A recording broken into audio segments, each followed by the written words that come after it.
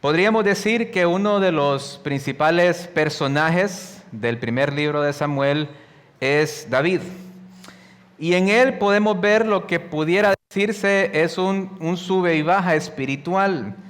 En el capítulo 24, por ejemplo, vemos a un hombre sabio y misericordioso que perdona la vida de Saúl, a quien le perseguía, aunque en ese momento se le entregó a David en bandeja de plata y él pudo haber tomado esta oportunidad y pudo haber ya terminado una vez por todas con esta situación.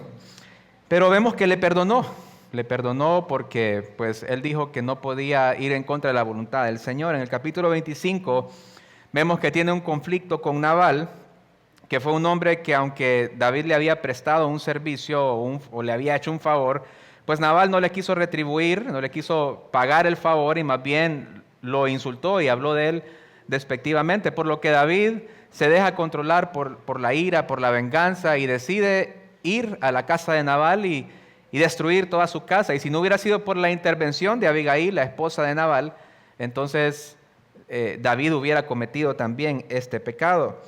Después, en el capítulo 26, vemos nuevamente que David vuelve a perdonar a Saúl. Se lo encuentra ahí en el campo durmiendo, donde acampaba el ejército de Saúl, y no lo mató, aunque también se le volvió a presentar la misma oportunidad. Pero actuando de nuevo con cordura y sabiduría, le vuelve a perdonar la vida, dejando la venganza en las manos del Señor. Y en este capítulo 27, volvemos a ver a David en un punto bajo de su vida espiritual. Al final del capítulo 26 que veíamos la semana pasada con el pastor David, nos muestra cómo aparentemente Saúl decide darse por vencido de una vez por todas y le dice a David que no lo va a perseguir más.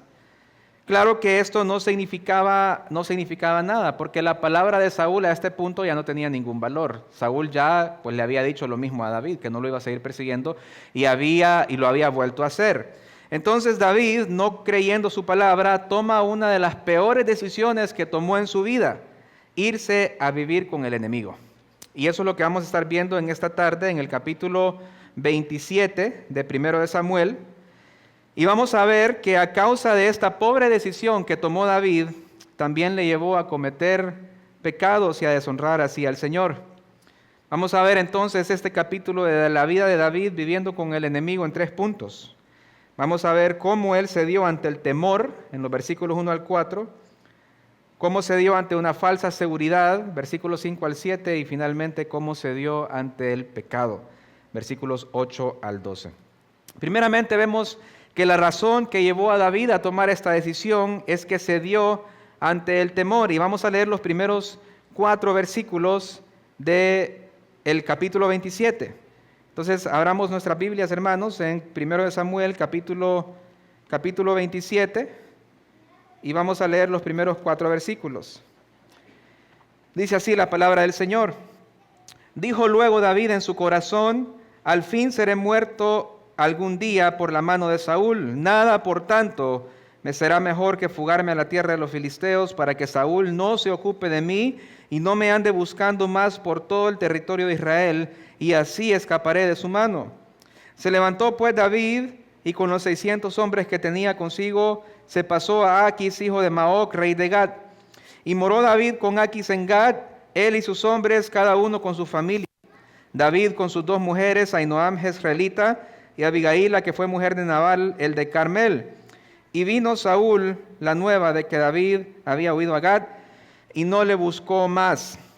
Entonces vemos lo primero, que de aquí va a surgir todo el capítulo 27, surge en lo que David hace en el versículo número 1.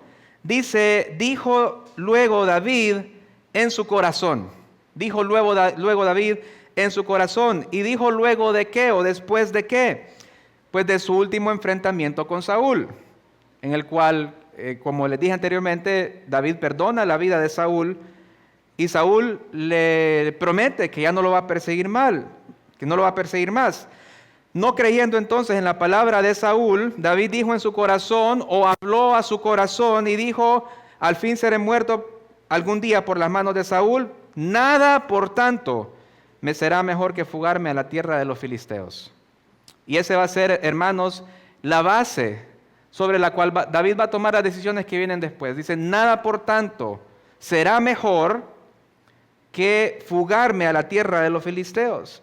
Y lo que vamos a ver en este capítulo es que tristemente el nombre de Dios no es mencionado en ningún lado. Dios desaparece de la vida de David por decisión de David. Dios siempre ha estado ahí. Pero a diferencia en otros capítulos y en otras situaciones en donde vemos a David consultando al Señor, vemos a David pidiendo al Señor sabiduría, aquí no vemos a David consultando a Dios en ningún momento, sino que vemos que él dependió completamente de él mismo para salvaguardar su vida. David entonces comienza hablando a su corazón. Y esto de hablar al corazón de uno, hermanos, no necesariamente es algo malo. Es más, es algo que nosotros debemos hacer constantemente, hablar a nuestro corazón, hablar a nuestra alma, pero solo la palabra de Dios. Hablar a nosotros la palabra de Dios. Esto fue lo mismo que hizo el mismo David ahí en Salmo 103, 1 y 2, donde dice, bendice alma mía a Jehová. Él está hablando a su alma y le está diciendo, alma, bendice a Jehová. Y bendiga todo mi ser su santo nombre. Bendice alma mía a Jehová y no olvides ninguno de sus beneficios. Entonces David aquí se está recordando a sí mismo los beneficios del Señor, la misericordia del Señor. Pero en este caso hace todo lo contrario. Aquí David se está enfocando en sí mismo, dejó a un lado al Señor y confió en su propio entendimiento. Ahora, ¿qué fue lo que guió a David a esto? El temor por la persecución de Saúl. En otras palabras, el temor a morir. David temía que Saúl lo fuera a matar. Y él ya había estado escapando por mucho tiempo. Ya estaba cansado y al ver que el Señor aparentemente no le ayudaba, que no respondía a sus oraciones y no hacía nada, entonces él pensó en tomar acción por sus propios métodos.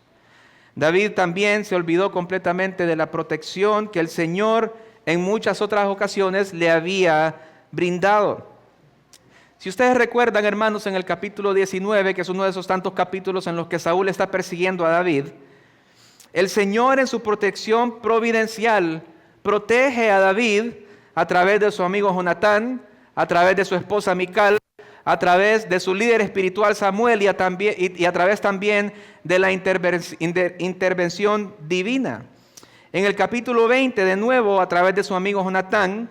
En el 22, cuando David estaba escondido en la cueva de Adulam, muerto de miedo, el Señor también lo anima y manda al profeta Gad para decirle que vaya a Judá, porque ahí va a ser un blanco fácil para Saúl. En el capítulo 23, el Señor también le revela a Saúl que los habitantes de Keila, a quienes él había salvado, lo iban a traicionar y lo iban a entregar en manos de Saúl, por lo que conociendo esto de parte del Señor, David desciende al desierto y huye de Saúl. En todas estas ocasiones y muchas otras, era el Señor guardando la vida de David. Y él lo sabía. Lastimosamente parece que a David aquí en este capítulo específico, en este capítulo de su vida, se le olvida lo que el Señor hizo por él. Y pensó que lo mejor que podía hacer, que no había nada mejor en esta situación que irse a vivir con el archienemigo de Israel, los filisteos. Dice, nada me será mejor que fugarme a la tierra de los filisteos. Hermanos, pero yo les pregunto, ¿acaso Cristo no es suficiente cuando hay temor? ¿Cuando hay aflicción? ¿Acaso cuando viene la persecución y cuando viene el desaliento es necesario acudir a otras personas, es necesario acudir a otras cosas? Cuando estamos buscando consuelo, ¿acaso Cristo no es suficiente? Dice el Salmo 73, 25, ¿a quién tengo en los cielos sino a ti? Fuera de ti nada deseo en la tierra. Y esto es en cualquier circunstancia. En aflicción, en felicidad, en una época de gratitud, de persecución, de aflicción. Independientemente de dónde nos encontremos, hermanos, fuera de Cristo no tenemos nada. Fuera de Cristo no somos nada. Sigue diciendo, mi carne y mi corazón pueden desfallecer, pero Dios es la fortaleza de mi corazón y mi porción para siempre. Ciertamente la carne y el corazón de David estaba desfalleciendo, pero si él hubiera recordado que el Señor era su fortaleza, él no hubiera acudido a los filisteos. David quitó su mirada del Señor, y esta es otra de las razones que lo llevó a ceder al temor. Hermanos, y cuando nosotros quitamos nuestra mirada del Señor y empezamos a ver nuestros problemas más grandes que nuestro Dios, entonces ahí es cuando cedemos al temor, a la preocupación, a la ansiedad y empezamos a tomar decisiones guiadas por el temor. Y siempre que tomamos decisiones guiadas por el temor, van a ser decisiones incorrectas, van a ser decisiones necias. El Señor Jesucristo le dijo a sus discípulos en Juan 16:33, estas cosas os he hablado para que en mí tengan paz. En el mundo tendréis aflicciones, pero confiad, yo he vencido al mundo. Y algo similar le sucedió al apóstol Pedro. Ahí en Mateo capítulo 14, cuando estaba él y los discípulos en una barca, en medio de una gran tempestad en el mar de Galilea, el Señor Jesucristo se había quedado a la orilla del mar y los había mandado al otro lado del mar. Dice que empezó una gran tempestad y los discípulos tenían miedo. Y de pronto dice que vieron un fantasma acercarse y empezaron a gritar del miedo. Pero sabemos por la narrativa bíblica que este no era un fantasma, sino que era Jesús. Porque Jesús les dice, no teman, yo soy, les dice, tengan ánimo. Hablando acerca de que Él era Dios, con esa afirmación, yo soy. Entonces viene Pedro y le dice, Señor, si eres tú, una mejor traducción es, ya que eres tú, mostrando fe, sabiendo de que Jesús lo podía hacer caminar sobre el agua, le dice, haz que yo camine hacia ti, así como tú estás caminando sobre el agua. Y el Señor le dice, ven. Pedro comienza entonces a caminar, viendo a Jesús, puesta su mirada en Jesús, pero dice el texto que de repente él empezó a ver la fuerza del viento. Puso su mirada en sus circunstancias, puso su mirada en la tempestad y empezó a hundirse. ¿Por qué empezó a hundirse Pedro después de que tuvo la fe de saber que Jesús tenía el poder para hacerlo caminar sobre el agua? Porque quitó su mirada de Jesús. Quitó su mirada de aquel que tenía el poder de hacerle caminar sobre el agua y de evitar que se hundiera. Y en el momento que Pedro quita su mirada de Cristo y pone su mirada en las dificultades, en la tempestad, entonces él se empieza a hundir.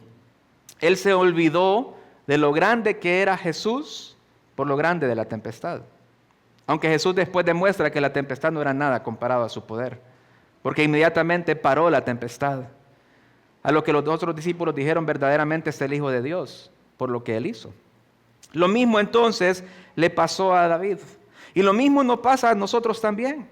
Cuando viene la ansiedad, cuando viene la preocupación, es porque estamos quitando nuestra mirada del único que tiene el poder de llevarnos a través de esa dificultad, de esa circunstancia que estamos pasando. Cuando viene la enfermedad, hermanos, y nos preocupamos y nos ponemos ansiosos porque queremos más en las estadísticas, queremos más en las probabilidades de la medicina, que en aquel que es poderoso para sanarnos de toda enfermedad, si es su voluntad. Cuando pierdes tu trabajo y no sabes cómo vas a hacer para pagar la colegiatura de tus hijos, para pagar el alquiler o la cuota de tu casa, y pierdes la paz y no puedes dormir, es porque piensas que es tu trabajo y no el Señor el que sustenta a tu familia y el que provee para tus necesidades, el que cuida de ti.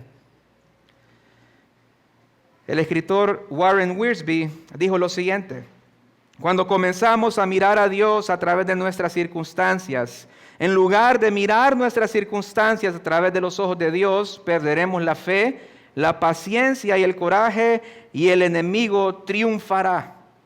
Esto es cuando dejamos de ver las circunstancias a través de los ojos de Dios. Eso sucede, hermanos, cuando quitamos nuestra mirada de Jesús, pero también cuando no estamos esperando en el Señor. Isaías 26, del 3 al 4, dice, tú guardarás en completa paz a aquel cuyo pensamiento en ti persevera, porque en ti ha confiado.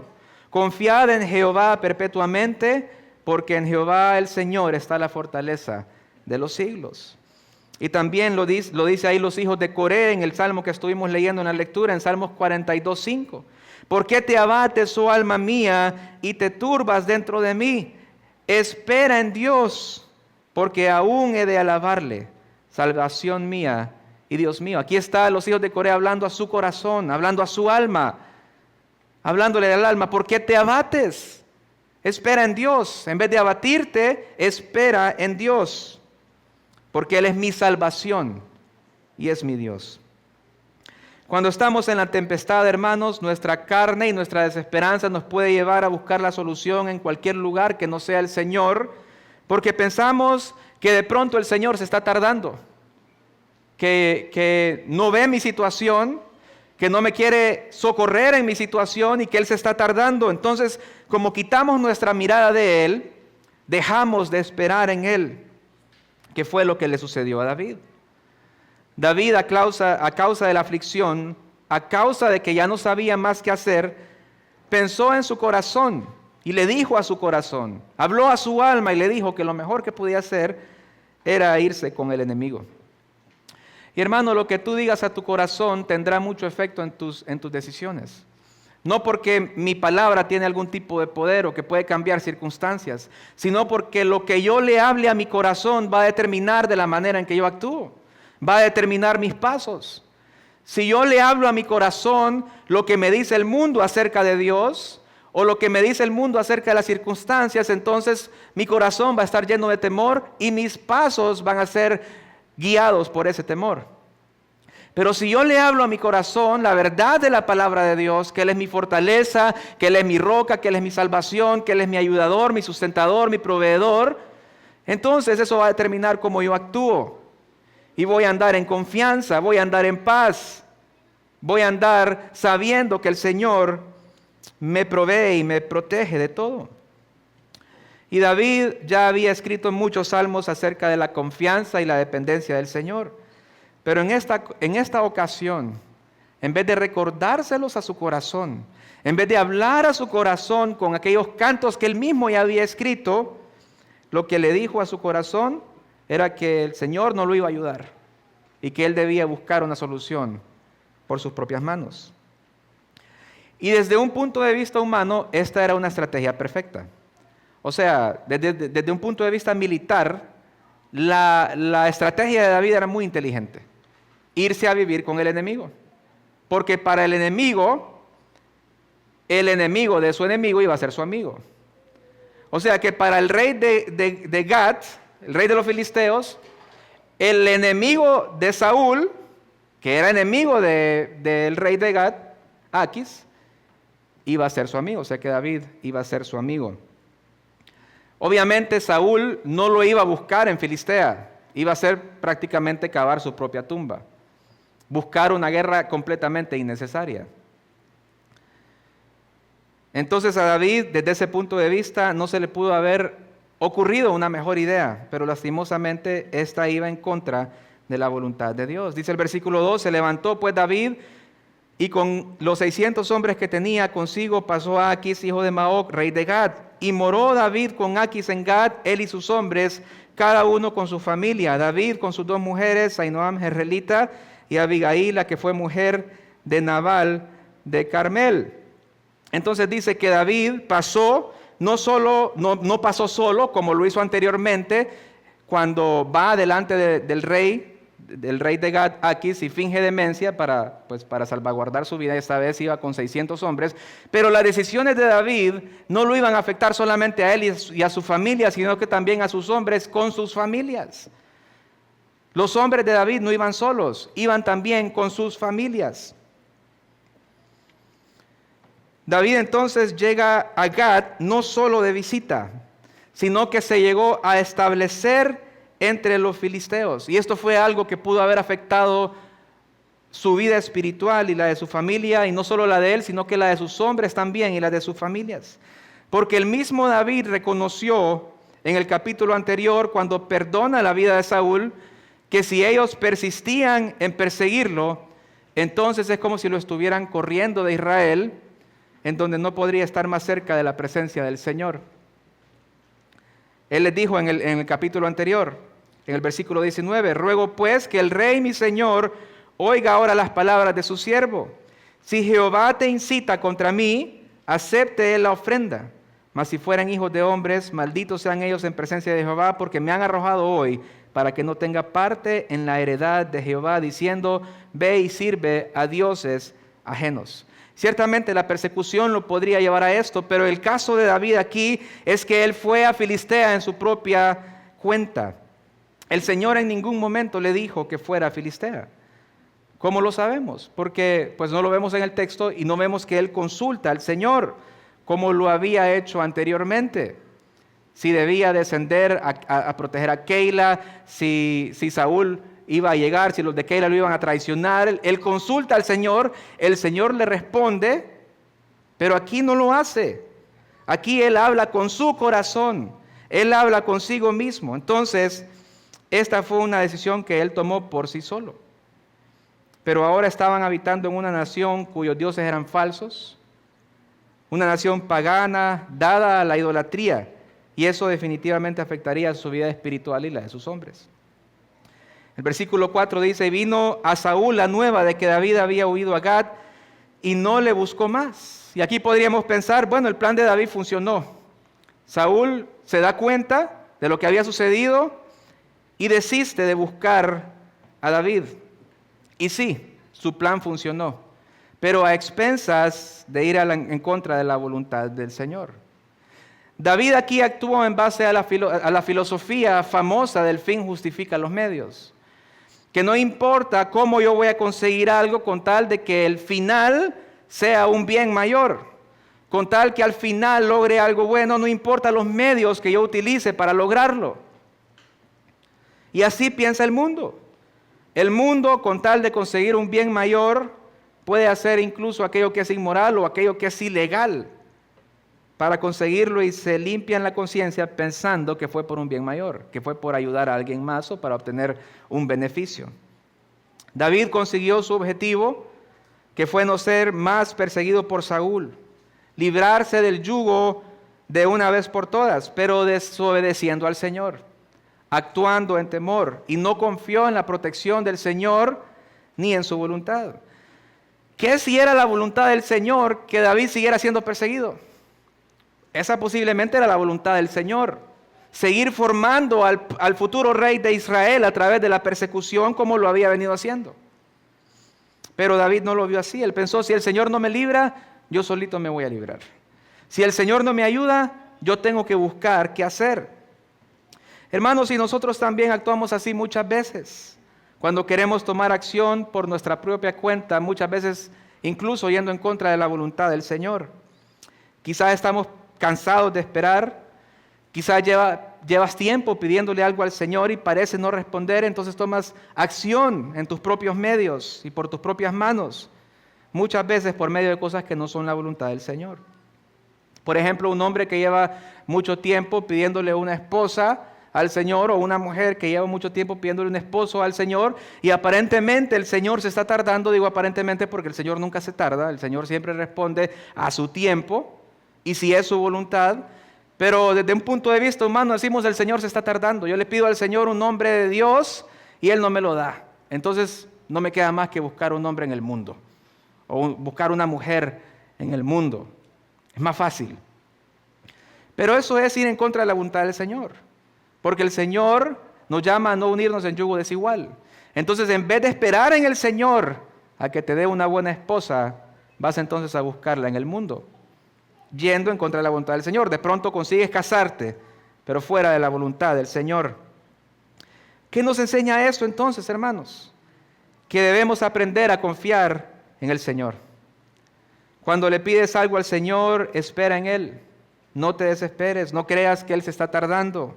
Él sabe el tiempo indicado, Él sabe el tiempo perfecto, Él sabe qué es lo mejor para ti. Él es mucho más sabio que nosotros. Debemos aprender a confiar en Él, debemos aprender a esperar en Él y no tomar las cosas en nuestras propias manos. Pero vemos que David también cedió ante una falsa seguridad. Este es nuestro segundo punto. David cede ante una falsa seguridad. Y vamos a leer los versículos 5 al 7. Dice, y David dijo a Aquis: si he hallado gracia ante tus ojos, séame dado lugar en alguna de las aldeas para que habite ahí. Pues ¿por qué ha de morar tu siervo contigo en la ciudad real? Y Aquis le dijo aquel día a Siclag, y Aquis le dio aquel día a Siclag, por lo cual Siclag vino a ser de los reyes de Judá hasta hoy. Fue el número de los días que David habitó en la tierra de los filisteos 1 año y 4 meses. Vemos entonces que David cede ante una falsa seguridad, primeramente buscando la aprobación del enemigo. Él se presenta ante el rey Aquis, el rey de Gat, una de las ciudades de Filistea, y lo primero que espera del rey es hallar gracia ante él, hallar el favor del rey, la aprobación del rey. Hasta este momento lo que vemos en David es que la única aprobación, el único rey del cual él buscaba aprobación era del Señor, el rey más poderoso. A David nunca le importó encontrar favor a los ojos de ningún otro rey. Pero aquí vemos un cambio. Pero esto sucedió porque, como vimos anteriormente, los ojos de David no estaban más puestos en el Señor. Él estaba encontrando su seguridad en otras cosas, en otros hombres, en otras circunstancias, y no en el Señor. Pero esto realmente, hermanos, es una falsa seguridad. Cuando una persona quiere buscar seguridad en el mundo, en el dinero, en tu cuenta de banco, en que tengas un buen trabajo, en las personas que te rodean, en la estabilidad del país, entonces deja de buscar la seguridad en el Señor. Y esto es una falsa seguridad, porque la verdadera seguridad solo la podemos encontrar en Cristo, no en las circunstancias ni en las personas, porque las personas cambian, las circunstancias cambian, Cristo no cambia, nunca. Él no nos va a fallar. Entonces, David aquí encuentra una falsa seguridad. Y hermanos, no está mal buscar hallar gracia ante los hombres. Es más, es algo que vemos en la Escritura. Ciertamente nosotros debemos buscar hallar gracia ante los hombres, ante nuestros jefes terrenales, nuestros compañeros de trabajo, pero no una gracia para poder buscar seguridad en ellos, sino una gracia para que podamos nosotros testificar de Cristo y que ellos nos puedan escuchar y que ellos puedan poner atención a lo que nosotros les decimos. Pero David estaba buscando hallar gracia o tener favor del rey enemigo de Israel, un rey que le había hecho mucho daño al pueblo de Dios, y lo hizo para poder establecerse en Filistea y vivir con el enemigo, por lo que él le pide una aldea al rey para poder establecerse entre ellos. Dice, si he hallado gracia ante tus ojos, séame dado un lugar en alguna de las aldeas para que habite allí. El hecho de que David pida una aldea para habitar ahí con su familia y sus hombres, significa que David en su mente no estaba ahí de paso. Él no pidió un alojamiento temporal, él pidió un lugar para residir de una manera, no a un corto plazo, sino por lo menos a un mediano o largo plazo. De pronto pensó hasta que se muera Saúl, o hasta que Saúl ya no pueda más atacarme. Entonces él pide una aldea porque buscó establecerse con el enemigo.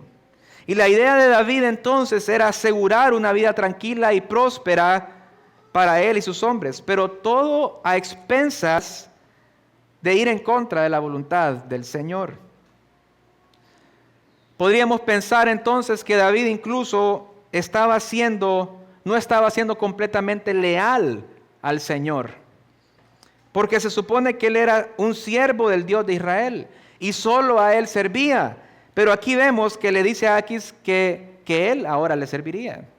Porque dice en el versículo 5, pues ¿por qué ha de morar tu siervo contigo en la ciudad real? Él está diciendo, yo soy tu siervo. Y Aquis dice, le dio aquel día a Siclag, por lo cual Siclag vino a ser de los reyes de Judá hasta hoy. Y lo haya dicho David como una estrategia para ganar la confianza del rey y poder pedir lo que quisiera, lo cual hubiera sido un engaño y aún así hubiera estado mal, o realmente estaba dispuesto a hacerse siervo del rey de Gad para obtener lo necesario para él y su familia, de igual manera estaba dejando de un lado al Señor.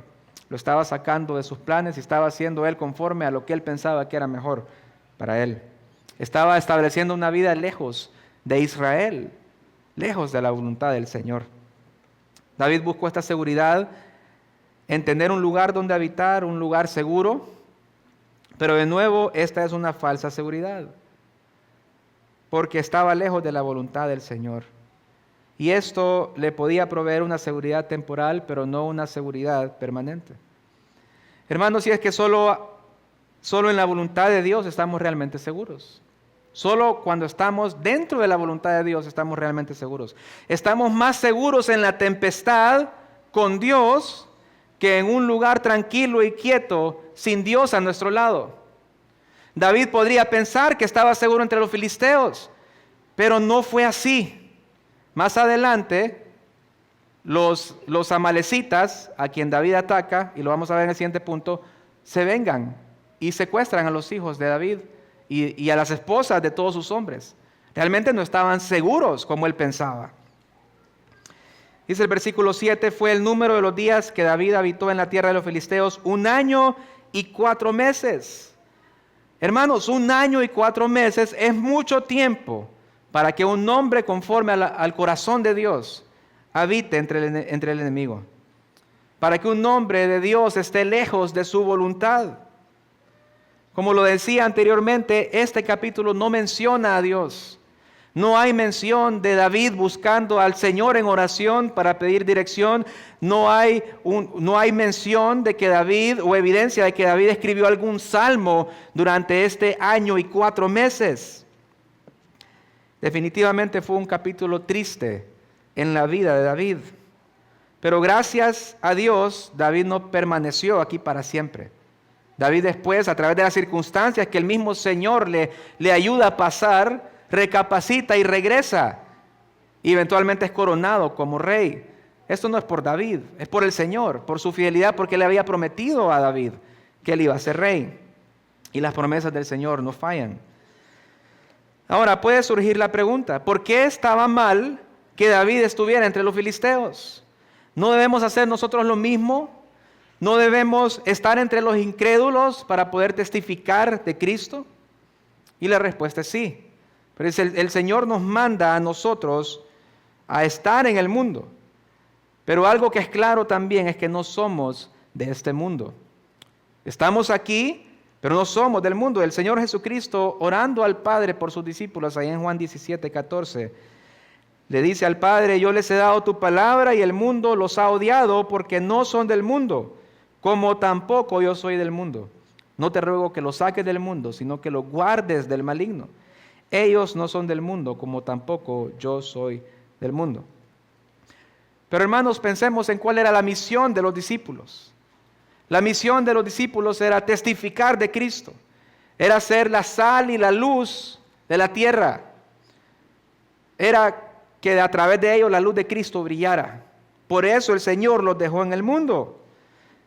Nosotros estamos en este mundo temporalmente. Solo estamos de paso. Somos peregrinos en este mundo. Y mientras estemos aquí, hemos de ser luz. Hemos de hablar como Cristo, andar como Cristo, pensar como Cristo. No hemos de conformarnos, de amoldarnos a este mundo. No hemos de buscar la aprobación, la aceptación del mundo. No hemos de adoptar las costumbres del mundo, sino que hemos de ser diferentes. Hemos de predicar y testificar a Cristo y que las personas vean que esa es una realidad en nuestra vida. Por eso es que estamos en el mundo. Si no, el Señor ya nos hubiera llevado y no estuviéramos en este mundo. Pero lastimosamente este no fue el caso de David. David no se fue a vivir entre los filisteos porque quiso ir a predicar el evangelio. Él no los fue a llamar al arrepentimiento para que dejaran sus dioses, para que dejaran la idolatría, sino que él se fue a establecer entre ellos para buscar una falsa seguridad. Que al final, hermanos, esto lo que lo llevó a David es a ceder ante el pecado también. Que ese es el cuarto punto, el tercer y último punto que vamos a ver. David cediendo ante el pecado, versículos 8 al 12. Dice, y subía David con sus hombres y hacían incursiones contra los jesuritas, los jezritas y los amalecitas, porque estos habitaban de largo tiempo la tierra, desde como quien va a Ashur hasta la tierra de Egipto. Y asolaba David el país y no dejaba con vida a hombres ni mujeres, se llevaba las ovejas, las vacas, los asnos, los camellos y las ropas, y regresaba a Aquis y decía: Aquis, ¿dónde habéis merodeado hoy? Y David decía: en el Negev de Judá y el Negev de Jerameel, o en el Negev de los Ceneos. Ni hombre ni mujer dejaba David con vida para que viniese a Gad, diciendo: no sea que den aviso de nosotros y digan: esto hizo David. Y esta fue su costumbre todo el tiempo que moró en la tierra de los filisteos. Primeramente, entonces, vemos que David recurre a la violencia y se convierte en un tipo de asaltante de otras naciones.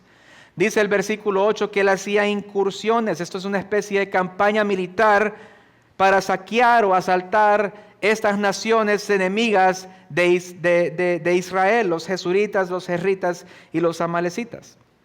Ahora, estos pueblos, sabemos por lo que vemos en la palabra que eran pueblos enemigos de Israel, y que el Señor pronunció juicio contra ellos y prometió que los borraría por completo de debajo del cielo.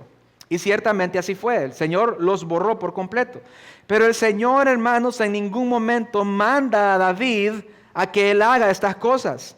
No le dio ninguna instrucción para que él mandara a su ejército a atacar estas naciones. Josué peleó contra ellos, lo vemos ahí en Éxodo. Si ustedes recuerdan la historia cuando Moisés levanta sus manos, y cuando sus manos estaban levantadas, entonces Israel prevalecía, pero cuando él bajaba sus brazos, entonces los amalecitas prevalecían. Pero en esta ocasión, Moisés, un profeta de Dios, por orden de Dios le dice a Josué que pelee, y por eso pelean y vencen. Lo mismo sucedió con los jesuritas. Pero el Señor en ningún momento le dice a David que lo haga. Por lo menos, hermanos, en esta acción de David podemos ver que de alguna manera su lealtad estaba todavía con el Dios de Israel, porque él asaltó a los pueblos enemigos de Israel y no a los pueblos enemigos de Filistea, que entre ellos estaba Israel. Lo que hubiera esperado Gad, el rey de Gad, es que él atacara a Israel. Aunque más adelante es lo que le hace creer al rey, que sus campañas eran contra Israel y no contra los enemigos de Israel. Dice el versículo 9, y asolaba David el país y no dejaba con vida a hombre ni mujer, y se llevaba las ovejas, las vacas, los asnos, los camellos y las ropas, y regresaba a Aquis. David entonces se aseguraba de matar a todos y todas en sus campañas en contra de estos pueblos. Pero contrario a lo que el Señor siempre mandó al pueblo de Israel cuando atacaran a las ciudades que debían conquistar, él sí guardó de los despojos de los pueblos. El Señor a Israel le dijo: ataquen, maten a todos, conquisten, pero no se queden con los despojos, no se queden con las cosas de ellos. Y David sí lo hizo.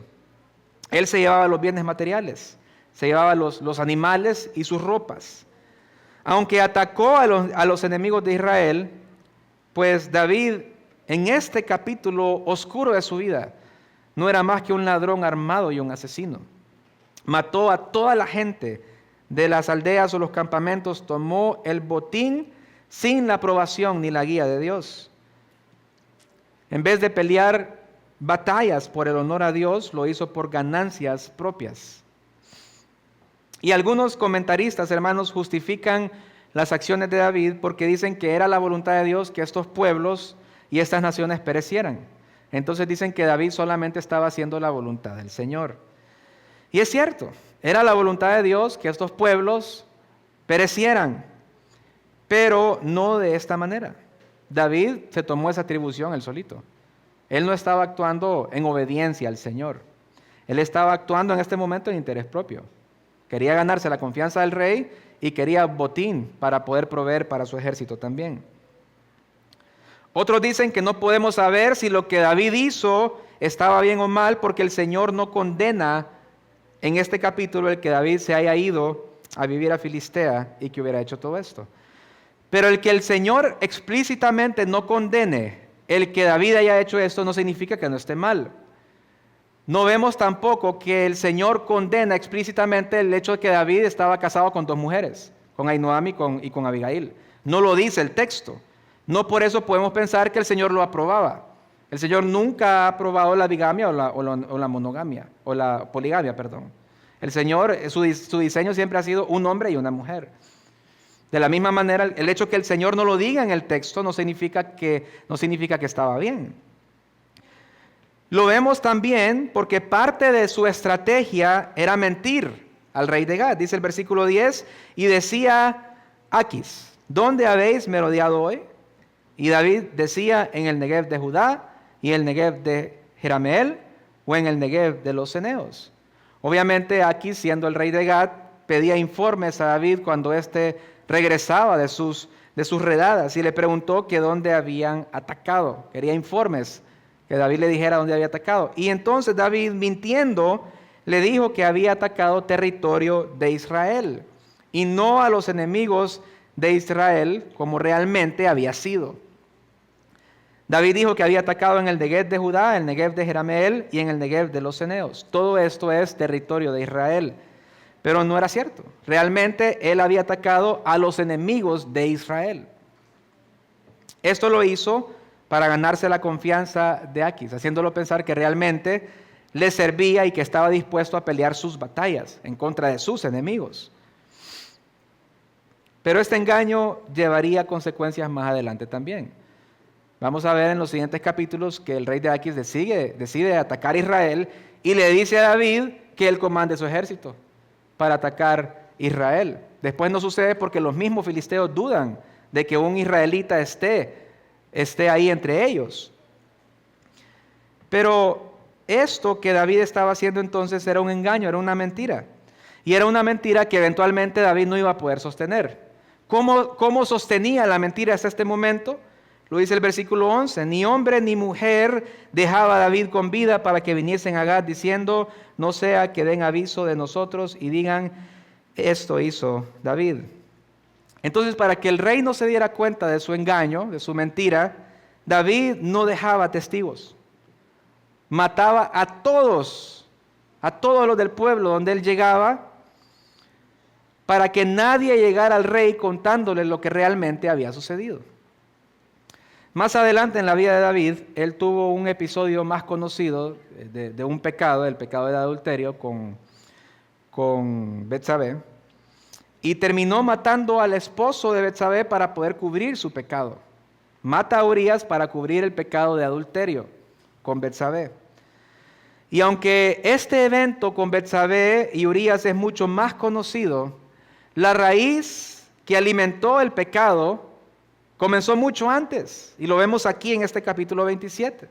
Mucho antes de que él matara a Urías para cubrir el pecado de adulterio, él mata a una cantidad impresionante de personas para poder cubrir su mentira. Hermanos, y esto nos muestra que debemos lidiar con la raíz de nuestro pecado, o va a regresar con mayor poder. Y es que los pecados tienen una forma de dar origen a pecados similares y que tienden a elevarse hacia una mayor gravedad o a un mayor pecado. A veces pensamos en un pecado insignificante y decimos, esto es una mentirita blanca, por ejemplo. Pero ese pecado va a traer otro pecado o una mayor mentira y va a seguir creciendo. Un asesino, por ejemplo, comenzó con pecados más pequeños, como la ira, la envidia, los celos. Un violador comienza con pecados más inofensivos, como la codicia, la pornografía. Alguien que roba en el gobierno comienza robando un lápiz o embolsándose un vuelto de la mamá. Todo pecado crece y da luz a otros pecados. Por eso nosotros debemos mortificar nuestro pecado, debemos matar cada día nuestro pecado. Lastimosamente David no lo hizo y esto llevó a que la mentira, el engaño, fuera una práctica por todo el tiempo que estuvo entre los filisteos. Dice la segunda parte del versículo 11, y esta fue su costumbre todo el tiempo que moró en la tierra de los filisteos. Otra versión dice que este fue un patrón de conducta mientras vivió con los filisteos. Vemos entonces que su engaño, su mentira no fue una cosa de una sola vez, sino que fue algo que él hizo una y otra vez, se acostumbró a mentir. Él tuvo que mantener sus mentiras con más mentiras. La mentira generalmente es así. Para poder cubrir una mentira ocupo otra, y para poder cubrir esa ocupo otra, y así sucesivamente. Pero esto, hermanos, es lo que sucede cuando estamos lejos de la voluntad del Señor, cuando estamos lejos de su presencia, cuando buscamos ayudas externas, cuando buscamos seguridad en el mundo. El texto no dice que David fue en pos de los dioses filisteos, de los dioses paganos, pero sí dice que tomó malas decisiones. Estuvo involucrado en prácticas de pecado que no son propias de ningún hijo de Dios. Y es que ninguna práctica de pecado es propia de un hijo de Dios. Ninguna. Ni aun esos pecados que nosotros vemos como insignificantes o como pequeños.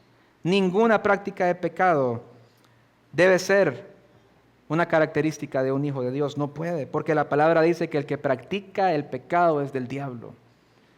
Es decir, aquella persona que no para de pecar, no quiere parar de pecar, se deleita en su pecado y no puede parar de pecar. Esa persona es del diablo, no tiene el Espíritu Santo en su vida. Hermanos, cuando estamos en este mundo, viviendo como este mundo, entonces fácilmente podemos caer en prácticas de pecado como David. Por eso debemos cuidarnos, por eso debemos velar, porque nuestro adversario, el diablo, como león rugiente, anda alrededor buscando a quien devorar. Y si nosotros no estamos fortalecidos en el Señor, si no estamos en la presencia del Señor cada día, entonces vamos a ser blanco fácil del enemigo, como lo fue David en este caso. David entonces consiguió su objetivo por medio del engaño y la mentira. Dice el versículo 12, y Aquis creía a David y decía, él se ha hecho abominable a su pueblo de Israel y será siempre mi siervo. Y no es la primera vez que David engañaba a Aquis. Anteriormente le hace pensar que él estaba loco. Ahora le convence que sería su siervo. Y de pronto la intención de David no era ser siervo de Aquis para siempre, pero sí temporalmente. Sí lo fue por 1 año y 4 meses. Y qué triste, hermanos, que un hombre conforme al corazón de Dios pasara 1 año y 4 meses de su vida sirviendo al enemigo. Y que lo hiciera tan bien que el enemigo lo considerara su siervo. Que el rey dijera, él va a ser mi siervo para siempre. Si lo dijo es porque le servía bien. Es porque era un buen siervo del rey enemigo. Aquí reconoció a David como uno de los suyos y como un enemigo de Dios, porque dice, se ha hecho abominable a su pueblo Israel. Eso creía Aquis, porque pensaba de que David estaba atacando a Israel, pero no era así. Pero hermanos, esto es lo que hace el pecado. Lleva al mundo, al enemigo, a reconocerte como uno de los suyos. Porque haces lo mismo que ellos, hablas igual, te vistes igual, dices las mismas cosas, ves las mismas cosas, vives para los deseos de la carne y del mundo. Yo quiero preguntarte hoy, ¿cómo te ve el mundo? ¿Te ve como uno de ellos o te considera su enemigo? Hasta antes de que David fuera filistea, el rey de Gad lo consideraba como un enemigo. Siempre fue un enemigo. Todo Israel, Saúl, David. Pero en este tiempo que David se establece entre los filisteos y empieza a servir al rey enemigo, él lo considera uno de los suyos. Y dice, este me va a servir para el resto de mi vida. Pero dice Santiago 4:4, oh almas adúlteras, ¿no saben ustedes que la amistad del mundo es enemistad hacia Dios? Por tanto, el que quiere ser amigo del mundo se constituye enemigo de Dios. No hay tal cosa como tener un pie en el mundo y tener un pie con Dios. No hay tal cosa como tener parte de mi lealtad o de mi amistad con el mundo y parte de mi lealtad con el Señor. O estoy con el mundo o estoy con el Señor. No hay término medio. El que es amigo del mundo, hermanos, es enemigo de Dios. Es enemigo de Dios. Gloria a Dios porque el Señor cumplió su promesa con David. Y eventualmente David regresó, se arrepintió. Y lo mismo el Señor nos da a nosotros también, la oportunidad y la gracia de arrepentirnos. Si hemos estado, hermanos, si has estado hoy viviendo con el enemigo cómodamente, si te has ido al mundo, si te has conformado a las costumbres de este mundo, si no estás haciendo luz en tu lugar de trabajo, de estudios, con tus vecinos, con tus familiares, si el enemigo te reconoce como uno de los suyos, y no hay diferencia entre ti y los del mundo, entonces hoy es el día en que le pidas al Señor que te perdone y te restaure. Así como David fue restaurado, así podemos ser restaurados nosotros si hemos cometido el mismo error de David de buscar la seguridad, buscar soluciones en otros lados, incluso en el pecado. A veces buscamos consuelo en el pecado. Buscamos huir de la aflicción pecando. Pero si ese es tu caso hoy, el Señor te da la gracia que te arrepientas, que le pidas perdón y Él te va a restaurar. David no se quedó aquí. Él regresó a Judá y poco después fue instaurado como rey de Israel. El Señor le dio una segunda oportunidad y también te la dará a ti si clamas a Él. Tengo algunas conclusiones, hermanos. Primero, cuando permitimos que el miedo gobierne nuestro corazón, podemos olvidar la fidelidad de Dios y buscar soluciones humanas en lugar de confiar en Él. Como David, podemos dejar de ver a Dios y enfocarnos en el peligro, llevándonos a caminos que nunca deberíamos recorrer. Esto pasa cuando quitamos nuestra mirada del Señor. La segunda es buscar estabilidad fuera de la voluntad de Dios. Puede darnos un alivio momentáneo, pero nos coloca en una posición peligrosa, así como David. La aprobación del mundo y las alianzas con el enemigo nunca traerán verdadera paz, nunca traerán verdadera seguridad. La verdadera seguridad solamente se encuentra en la presencia de Dios. Y finalmente, cuando cedemos al temor y buscamos seguridad en el lugar equivocado, inevitablemente nos encontraremos justificando prácticas pecaminosas. La violencia, el engaño, la mentira fueron el resultado en la vida de David. Lo mismo sucede en nuestras vidas cuando nos alejamos del Señor. Cuando buscamos otras soluciones, cuando buscamos otros lugares a donde ir. Hermanos, que el Señor nos dé la gracia de que siempre que haya temor, siempre que haya aflicción, podamos ver a Cristo. Que nuestra mirada pueda permanecer en Cristo siempre. Y de esa manera entonces, vamos a permanecer firmes. No como David en este caso, no como Pedro cuando dudó del Señor, sino que firmes en Cristo. Oremos.